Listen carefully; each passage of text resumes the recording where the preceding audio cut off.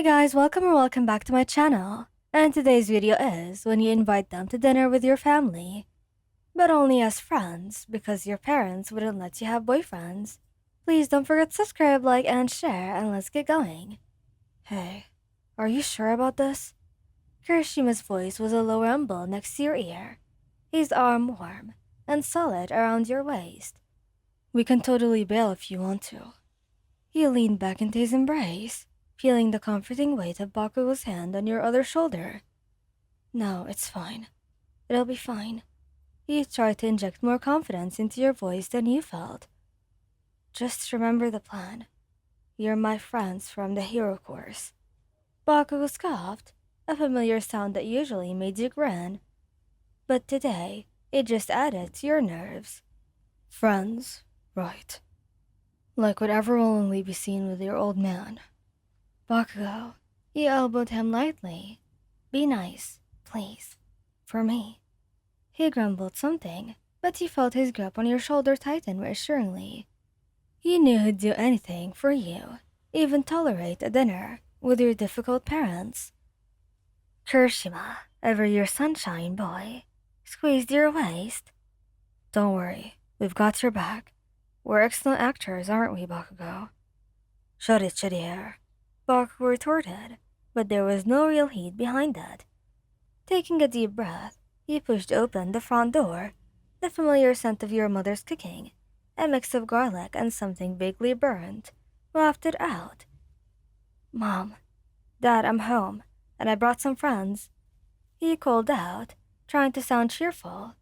Your mother, a woman who looked always unimpressed, emerged from the kitchen, wiping her hands on an apron. Her eyes, sharp, immediately landed on Kirishima and Bakugo. Friends. Her voice was flat. Since when do you bring home boys? They're from my hero course, Mom. He explained quickly, gesturing vaguely. We were working on a group project, and I thought it'd be nice for them to have a home-cooked meal. He shot a pleading look at Kirishima, who quickly piped up. It's true, ma'am. Our dorm food is, well, dorm food. He chuckled, his usual easygoing charm on full display. Really appreciate you having us. Bakugo just crossed his arm and glared at your mother, who returned his stare with equal intensity. He quickly stepped between them. And this is Katsuki. He's very focused on his studies. Your father, a stoic man with a furrowed brow, entered the living room. He grunted in greeting, his gaze sweeping over the two heroes. So you're becoming a hero, aren't you? He addressed Bakugo. I guess.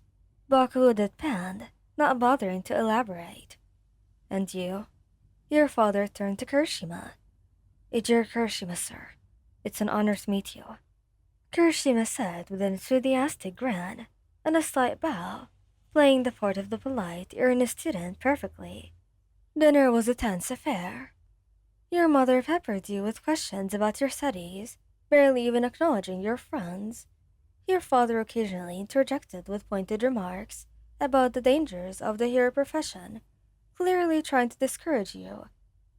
So, Katsuki, your mother finally addressed Bakugo. What exactly is your quirk? Something flashy, I assume. Bakugo's eyes twitched. Explosions. Explosions? Your mother repeated, as if tasting a bad flavor. And how exactly does that help society? It helps me blow up villains. Bakugo snapped, his patience clearly wearing thin. He suddenly kicked him under the table. He's going to be a top hero, Mom. He interjected, trying to smooth things over. He's incredibly strong and determined. Kirishima, sensing the rising tension, jumped in. Baku's actually an amazing fighter. He really pushes himself, and he's actually really good at leading too, even if he doesn't show it at all. He grinned at Bakugo, who surprisingly didn't tell him to shut up. Instead, a faint blush touched Bakugo's ears. And Ijiro here is incredibly resilient, he added, smiling at Kirishima. His quirk makes him practically invincible. Your parents just nodded, still looking unconvinced. The conversation shifted back to your grades and future career prospects, always circling back to their disappointments that you weren't pursuing something safer. You know, your mother said, picking at her food. It's important to make good choices about who you associate yourself with, especially now that you're getting older. Her gaze flickered to Kirishima and then Bakugo. Some people can be a bad influence on you.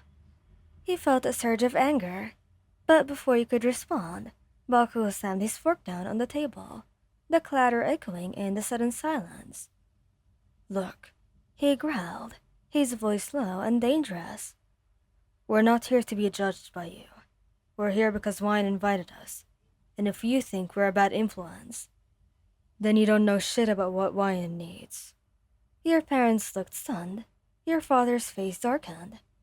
Young man, that's enough. You're a guest in our house. Now that he's right. You stood up, your chair scraping loudly against the floor. You always do this. You always try to control everything, and you never ever approve of anything. Unless it's exactly what you want. Tears prick at your eyes, but you refuse to let them fall.